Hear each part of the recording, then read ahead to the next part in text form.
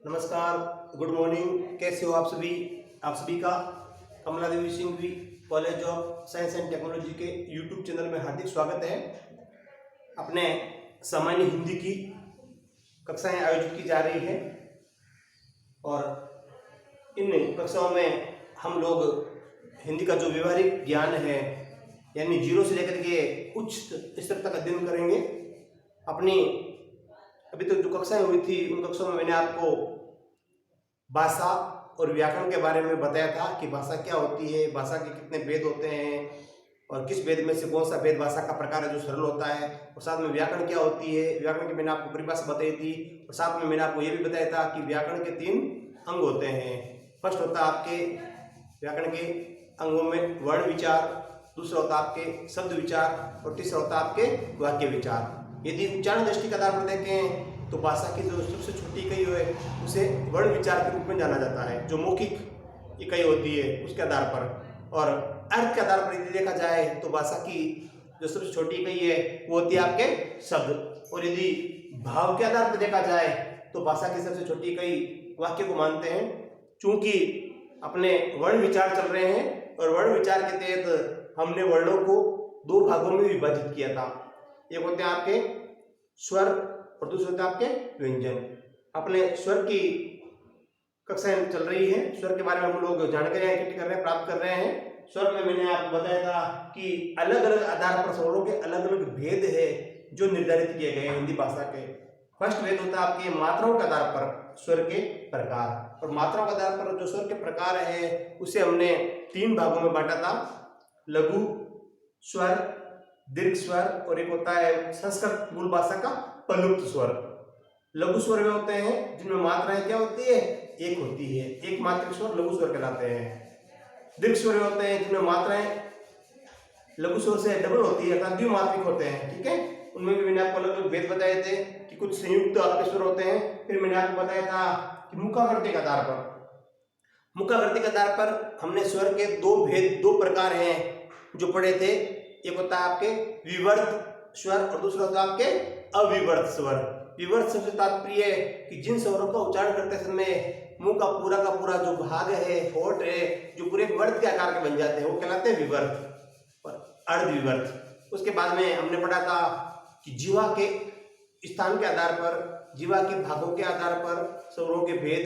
उसके तहत हमने जीवा को 3 भागों में बांटा, जीवा का अग्र भाग, जीवा का मध्य भाग और जीवा का पश्च भाग। आज हम ले रहे हैं एक अलग आधार और वो आधार है आपके उच्चारण स्थान के आधार पर स्वरों के भेद। देखिए, उच्चारण स्थान के आधार पर स्वरों के भेद को निर्धारित करने का जो तरीका है वो तरीका ये होता है कि श्वसन तंत्र से निकलने वाली जो प्राण वायु है वो जीवा के ऊपर सवार होकर के मुंह के जो आंतरिक अनेक भाग होते हैं, हिस्से होते हैं, उन हिस्सों से टकरा करके ध्वनि का निर्माण करती है और उन्हीं हिस्सों के आधार पर इन्हें कहा जाता है उच्चारण स्थान के आधार पर स्वरों के भेद। अब देखिए, उच्चारण स्थान के आधार पर पहला जो स्वरों का बहुत भेद होता है वो आपके होते हैं कंठे स्वर। इन्हें हम ए और आ जो अपने स्वर हैं इन्हें हम कंठे स्वर के रूप में रखते हैं। उच्चारण स्थान के आधार पर इन्हें कंठे स्वर कहते हैं। कंठे स्वर इसलिए कहते हैं क्योंकि ये जो ध्वनियां होती है कहीं ना कहीं इन ध्वनियों की जो उत्पत्ति होती है, इनका जो उच्चारण होता है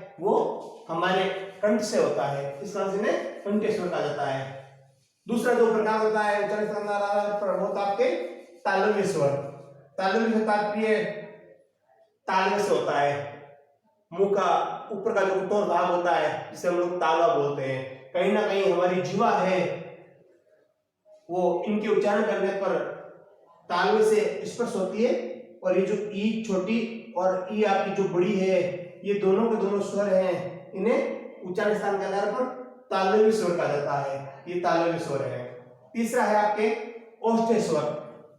ओष्ठ्य यानी कहीं ना कहीं इन स्वरों के उच्चारण करने पर हमारे जो होठ हैं वो आपस में टकराते हैं, आपस में मिलते हैं, स्पर्श करते हैं एक दूसरे को और स्पर्श करके ध्वनि का निर्माण करते हैं। इसी आधार पर इन्हें ओष्ठ्य स्वर कहते हैं। वो होते हैं उ और उ। एक होठों की जो आकृति होती है गोलाकार रूप में बन जाती है। फिर होते हैं आपके मूर्धन्य स्वर। मूर्धन्य से तात्पर्य मसूड़े से है, यानी कहीं ना कहीं इन स्वरों का उच्चारण करने पर हमारी जीवा है जो मसूड़े का थोड़ा भाग होता है उस भाग को स्पर्श करती है और स्पर्श करने के कारण इन्हें मूर्धन्य स्वर कहा जाता है। और ये जो मूलतः संस्कृत भाषा से लिया गया ये जो स्वर का प्रकार है री, ये मूर्धन्य स्वर की श्रेणी में आता है। फिर होते हैं आपके कंठ तालव्य स्वर, कंठ और तालव्य। इसमें मुंह के जो दो भाग हैं, एक आपके कंठ है और दूसरा आपके तालवा है। इन दोनों का एक साथ स्पर्श करके इन ध्वनियों का उच्चारण किया जाता है और इसी कारण से इन्हें नाम दिया गया कंठ तालव्य स्वर। ये होते हैं आपके ए और आई, ए और आई। ये हिंदी भाषा में उच्चारण स्थान के आधार पर कंठ तालव्य स्वर कहलाते हैं। फिर होते हैं आपके कंठ ओष्ठ स्वर। इसमें भी आपके दो हिस्से हैं, एक आपका कंठ है, दूसरा ओष्ठ अर्थात हमारे होठ है। अर्थात कहीं ना कहीं हमारी जीवा है इनका उच्चारण करते हुए कंठ और होठ से इनका सहारा लेकर के स्पर्श करके इनका उच्चारण किया जाता है। और ये तो आपके ओ और औ, ये जो ध्वनियां है कहीं ना कहीं इन ध्वनियों को उच्चारण स्थान के आधार पर इनके अलग अलग नाम जो बांटे गए हैं, जिनमें से आपके ए और ए इन्हें आपकी कंठीय स्वर कहा जाता है। ई और बड़ी ई इन्हें तालव्य स्वर कहते हैं। ऊ और बड़ा ऊ इन्हें ओष्ठ स्वर कहते हैं। फिर आपके री होता है जो कहलाता है मूर्धन्य स्वर। फिर आपके अ और आई होते हैं, ये होते हैं आपके उच्चारण स्थान के आधार पर कंठ तालव्य स्वर। फिर होते हैं आपके कंठोष्ठ स्वर, ये भी दो है, ओ और औ, ये आपके कंठोष्ठ स्वर हैं। अब देखिए हमने स्वरों के अब तक 4 जो आधार हैं उन आधारों के आधार पर स्वरों के अलग अलग भेद हैं जो हमने किए हैं। और भी बहुत सारे भेद हैं हमें इनके देखने को मिलेंगे, जिनमें वायु की जो मात्रा होती है उनके आधार पर, हृदय का जो कंपन होता है उस कंपन के आधार पर, और साथ साथ में नाक से निकलने वाली कुछ निर्नाशुक ध्वनियां होती है उन ध्वनियों के आधार पर इनके अलग अलग भेद होते हैं। वो भेद हम अलग रूप से निपट करके जब हमारा आगे का जो वर्णों का प्रकार है व्यंजन प्रकार, उसके साथ में पढ़ेंगे, क्योंकि व्यंजन भी उन्हीं में से गिने जाते हैं। प्राणवायु के आधार पर, हृदय की कंपन के आधार पर, इस कारण से जो भी अपने प्रकार अलग अलग उन आधारों पर निर्धारित किए गए हैं या किए जाते हैं उन्हें हम व्यंजन और स्वरों को एक साथ हम पढ़ेंगे, एक साथ में हम लेंगे।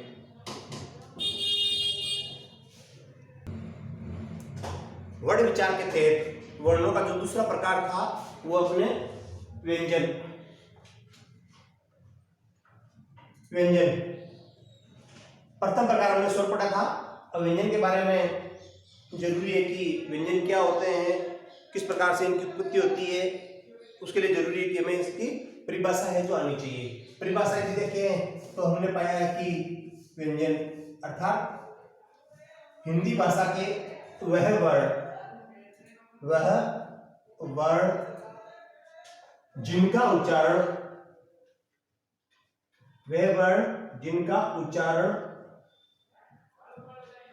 स्वतंत्र रूप से नहीं होकर स्वर की सहायता से किया जाता है।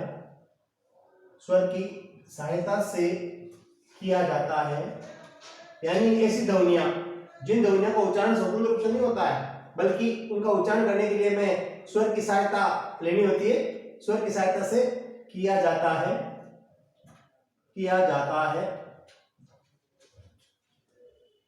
वह वर्ण व्यंजन कहलाते हैं। वह वर्ण व्यंजन कहलाते हैं।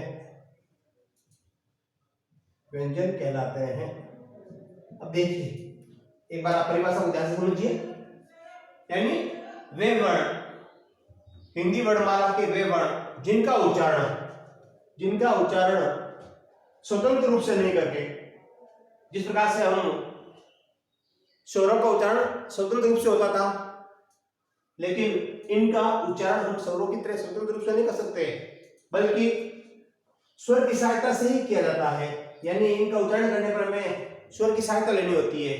और स्वर की सहायता से इनका उच्चारण करते हैं। जैसे देखिए, जैसे हम बोलते हैं क, हम बोलते हैं क, हम बोलते हैं ट, हम बोलते हैं द, हम बोलते हैं म। ये जो जितनी भी ध्वनियां हैं, हालांकि ये सभी व्यंजन वर्ण है, लेकिन इन वर्णों का उच्चारण स्वतंत्र रूप से नहीं होता है। हम बोलते हैं क, अर्थात के साथ में ए की ध्वनि है वो भी आ रही है। के साथ में इनका उच्चारण करने पर स्वर की ध्वनियां जो शामिल होती है, बोलते हैं क। तो जो ए की ध्वनि है, कहीं ना कहीं इस व्यंजन का उच्चारण, इस वर्ण का उच्चारण हमें स्वर की सहायता से ही किया जाता है। जैसे हम बोलते हैं ट, ट, इसके साथ भी ए की ध्वनि का कहीं ना कहीं समावेश होता है। ए की सहायता से इनका हमें उच्चारण करना होता है। फिर हम बोलते हैं द, द, इसके साथ भी ए की ध्वनि जो क्या होती है, समाहित होती है। बिना स्वरों की सहायता से हम इनका उच्चारण जो नहीं कर सकते। यदि बिना स्वरों की सहायता से इनका उच्चारण हम करेंगे तो फिर ये व्यंजन नहीं कहलाएंगे, फिर ये वर्ण कहलाएंगे, इन्हें व्यंजन जो नहीं कहेंगे। हम बोलते हैं म, क, ट, द और म, सभी के साथ में अंत में ए की ध्वनि है जो समाहित होती है, और ए की ध्वनि समाहित होने के कारण कहीं ना कहीं इनका उच्चारण है, उसको करने के लिए हमें कहीं ना कहीं स्वर की सहायता लेनी होती है। और स्वर की सहायता लेकर के जिन वर्णों का उच्चारण किया जाता है, उन वर्णों को हम लोग व्यंजन कहते हैं। अब देखिए, हिंदी भाषा में अलग अलग आधार पर व्यंजनों के भी अलग अलग प्रकार हैं, अलग अलग भेद हैं। जैसे कि हमने स्वरों के अलग अलग भेद पढ़े थे, अलग अलग उनके प्रकार देखे थे, उसी प्रकार से हिंदी की जो वर्णमाला है, हिंदी की जो वर्णमाला है, उन वर्णमाला में जो व्यंजन वर्ण है, उन व्यंजन वर्णों के भी अलग अलग प्रकार होते हैं। हिंदी वर्णमाला में व्यंजनों के जो प्रकार हैं, कुल जो व्यंजन हैं, कुल व्यंजन 33 माने गए हैं। कुल 33 व्यंजन हिंदी वर्णमाला में माने जाते हैं कि कुल 33 व्यंजन है। इनमें देखिए क, ख, ग, बड़ा ग और अड़े, च, छ, ज, बड़ा ज और या, ट, ठ, ड, ढ और अणा, त, थ, द, ध और न, प, फ, ब, भ और म, य, र, ल, व, य, र, ल, व। तो आपके स, स, स, स, स और ह। काउंट कीजिए। मैंने आपको बताया था हिंदी वर्णमाला में कुल 33 व्यंजन माने गए हैं। तो आपके क वर्ग के 5, च वर्ग के 5, टे वर्ग के 5, त वर्ग के 5 और पे वर्ग के 5, ये हो गया आपके कुल 25 व्यंजन।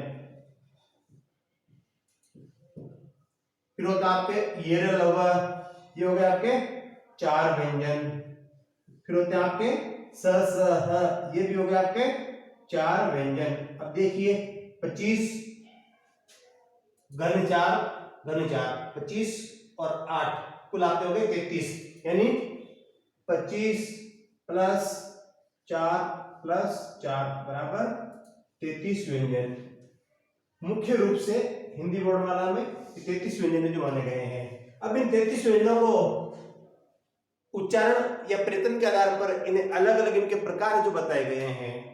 वही बात जैसा कि हमने स्वरों में पढ़ा था कि उच्चारण स्थान के आधार पर श्वसन तंत्र से निकलने वाली जो प्राण वायु है, वो जीवा के ऊपर सवार होकर के मुंह के जो अलग अलग भाग होते हैं, उन भागों से टकरा करके ध्वनि का निर्माण करती है, और उन्हीं ध्वनियों के आधार पर या जिस भाग को जीवा स्पर्श करती है उसी के आधार पर इन्हें है जो नाम दिया गया है। चलिए हम लेते हैं इनके जो अलग अलग प्रकार है, उन प्रकारों के आधार पर। ये तो थे आपके 33 टोटल व्यंजन। अब इनके अलग जो प्रकार हैं उन प्रकारों के आधार पर हम देखते हैं कि 33 में से कौन कौन से व्यंजनों को किस किस प्रकारों में शामिल किया जाता है या किस किस आधार पर उसे क्या क्या नाम दिया गया है।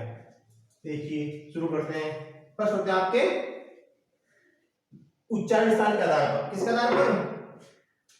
उच्चारण स्थान के आधार पर। उच्चारण स्थान के आधार पर व्यंजन के प्रकार के आधार पर व्यंजन के प्रकार।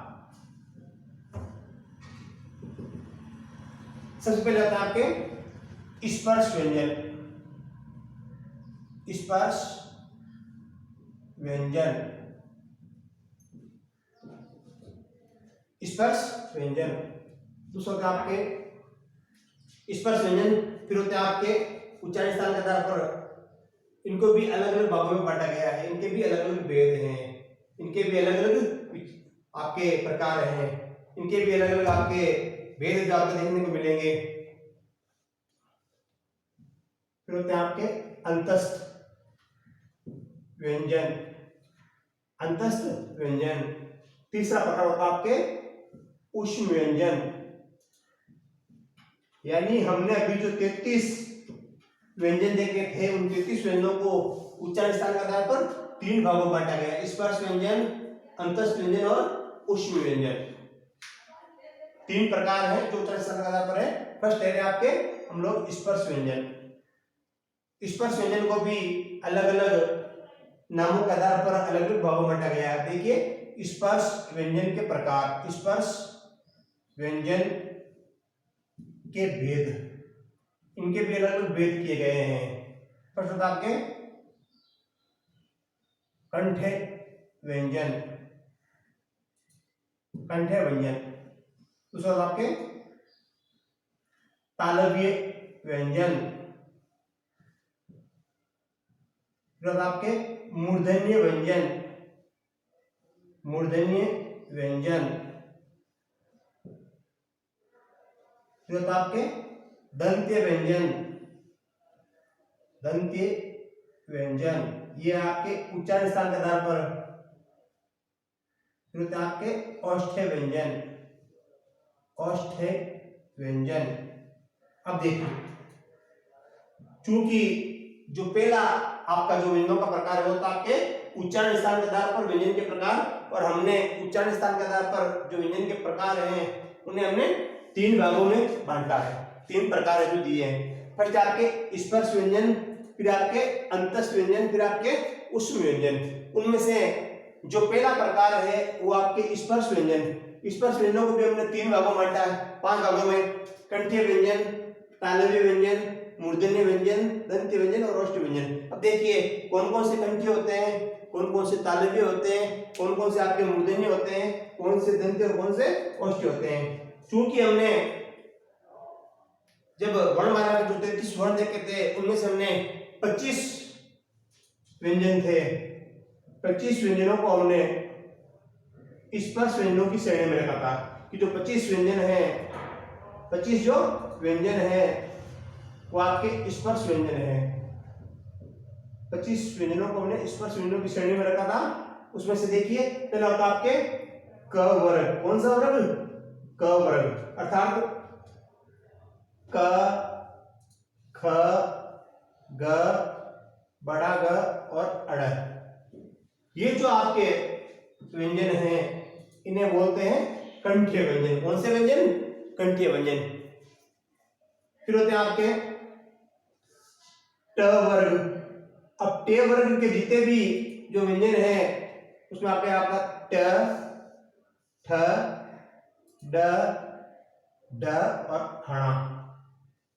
ये हो गए आपके तालव्य व्यंजन। फिर होते हैं आपके मूर्धन्य। उसमें आपके आता है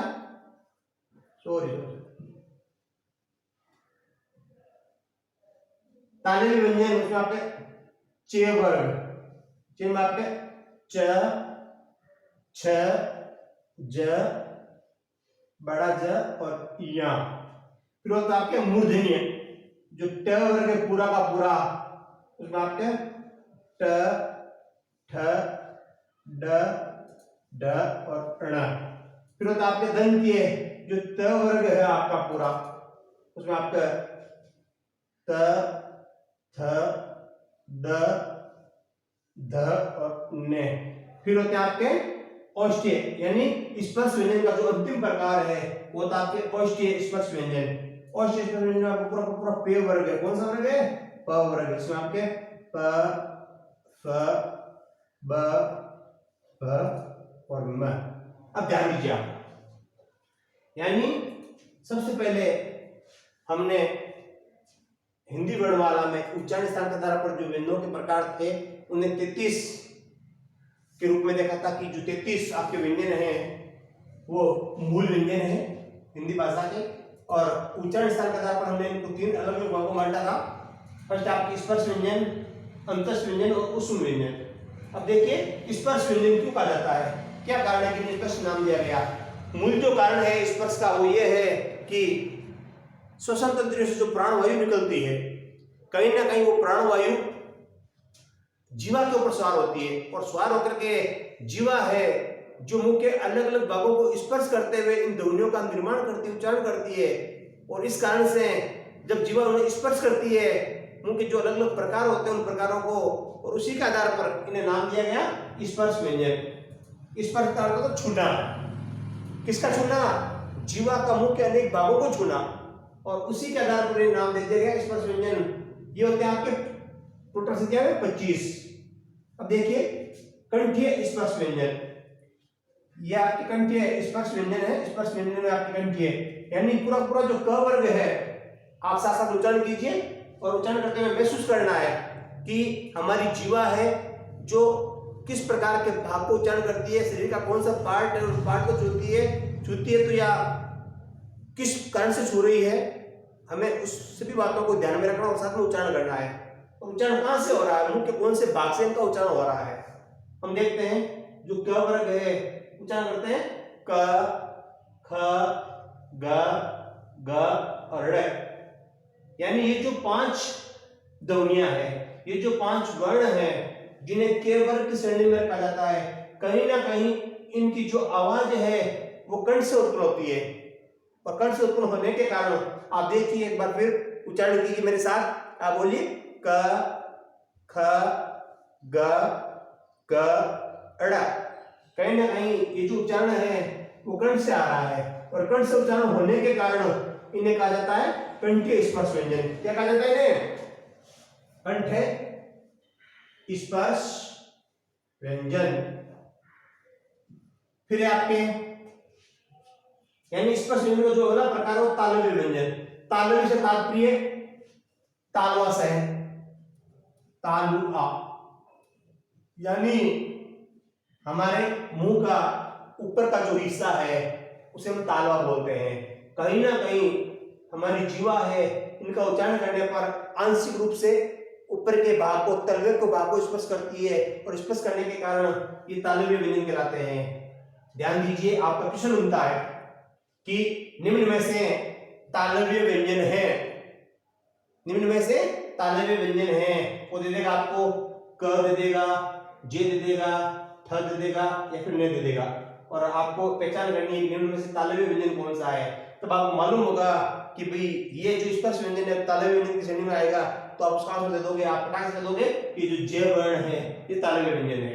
देखिए ध्यान दीजिए, उच्चारण कीजिए च, छ, ज, ज, य। उच्चारण करने पर हमारी जीवा है, जीवा का जो मध्य भाग है वो कहीं ना कहीं जाकर के तलवे को स्पर्श करता है, और स्पर्श करके ध्वनि का निर्माण होती है, और वही ध्वनियां हैं जो क्या कहलाती है? तालव्य व्यंजन कहलाती है। इन्हें कहते हैं तालव्य स्पर्श व्यंजन। तालव्य स्पर्श व्यंजन क्योंकि उच्चारण करने पर जीवा जो तलवे को छूती है। फिर होते हैं आपके स्पर्श व्यंजनों का जो अगला पार्ट है, भेद है, वो आपके मूर्धन्य व्यंजन, यानी मूर्धन्य से तात्पर्य है मसूड़े से है, मसूड़े अर्थात हमारा जो मसूड़ा होता है जिसमें दांत जो टिके हुए होते हैं उसे कहते हैं मूर्धन्य। उच्चारण करने पर जीवा है जो कहीं ना कहीं मसूड़े को छूती है, बोलते हैं ट, ठ ड ढ णे टे ठे डे ढेणे। अर्थात कहीं ना कहीं छोटा सा स्पर्श होता है, मुसले से होता है, और मुसले से स्पर्श होने के कारण कहीं ना कहीं ये ध्वनियां है जो मूर्धन्य स्पर्श व्यंजन कहलाते हैं। क्या कहलाते हैं? मूर्धन्य स्पर्श व्यंजन, मूर्धन्य स्पर्श व्यंजन। चलिए फिर लेते हैं अगला जो प्रकार स्पर्श व्यंजनों का चौथा होता है दंत्य व्यंजन। दंत से तात्पर्य दांत से है। किससे है? दांत से है। कहीं ना कहीं इनका उच्चारण करने पर हमारी जीवा है जो दांत को स्पर्श करती है। उच्चारण कीजिए मेरे साथ, बोलिए आप। त थ द ध न। एक बार वापस कीजिए। त थ द ध न। कहीं ना कहीं जीवा है जो दांत को स्पर्श कर रही है, और दांत को स्पर्श करने के कारण ये कहलाया आपके दंत्य स्पर्श व्यंजन। दंत्य स्पर्श व्यंजन, क्योंकि इनका उच्चारण करने पर जीवा है दांतों को स्पर्श करती है, और दांतों को स्पर्श करने के कारण इनका नाम हो गया दंत्य स्पर्श व्यंजन। फिर होते हैं आपके औष्ठ्य व्यंजन, यानी अपना जो स्वर व्यंजन है, जो उसका पांचवा प्रकार है, वो आपके औष्ठ्य व्यंजन। औष्ठ्य तात्पर्य होंठ से है, अर्थात हमारे जो होंठ होते हैं औष्ठ, यानी कहीं ना कहीं इनका उच्चारण करने पर होठों का एक रोल होता है, ठीक है, और होठों के द्वारा ही इनका उच्चारण जो किया जाता है, बोलते हैं प फ ब भ म। कहीं ना कहीं इनका उच्चारण करने पर औष्ठ जो आपस में मिलते हैं, आपस में स्पर्श करते हैं, स्पर्श करके ध्वनि का निर्माण करते हैं। बोलिए आप एक बार उच्चारण कीजिए, आप बोलिए प फ ब भ म। होठ जो आपस में ऊपर वाला और नीचे वाला औष्ठ जो आपस में क्या कर रहा है? स्पर्श हो रहा है, और स्पर्श होने के कारण इनकी ध्वनि का निर्माण हो रहा है, उत्पत्ति हो रही है। इस कारण से क्या है? औष्ठ स्पर्श व्यंजन। औष्ठ स्पर्श व्यंजन, ये था आपके स्पर्श व्यंजन। अर्थात हिंदी वर्णमाला के जो 25 स्पर्श व्यंजन हैं, उन स्पर्श व्यंजनों को किस किस नाम से जाना जाता है, उन्हें किस किस नाम से पहचाना जाता है, इसको कहलाते हैं स्पर्श व्यंजन। ठीक है, आप ये देखिए, कंठीय स्पर्श व्यंजन, तालव्य व्यंजन, मूर्धन्य व्यंजन, दंत्य व्यंजन और औष्ठ्य व्यंजन। व्यंजनों का जो अपना अगला प्रकार है, यानी स्पर्श व्यंजन हमने कर लिए थे, अगला प्रकार बोलते हैं अंतस्थ व्यंजन। कौन सा व्यंजन? अंतस्थ व्यंजन। अंतस्थ व्यंजन यानी हिंदी वर्णमाला में य, र, ल और व, ये जो चार व्यंजन हैं, इन्हें कहते हैं अंतस्थ व्यंजन। अंतस्थ